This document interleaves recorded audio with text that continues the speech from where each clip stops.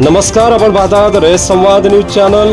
पहलगाम हल्ल्याच्या निषेधार्थ अक्कलकोट शहरात कडकडीत बंद।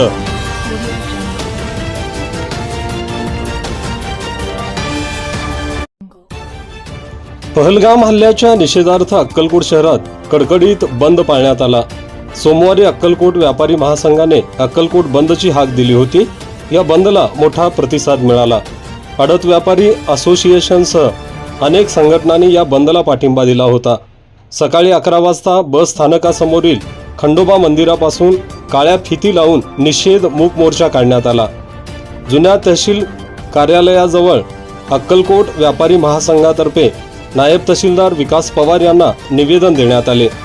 यावेळी उपस्थितांनी पहलगाम येथे अतिरेक्यांनी पर्यटकांवर अमानुषपणे केलेल्या हल्ल्याचा निषेध व्यक्त करत दोषींना धडा शिकवा अशी मागणी केली।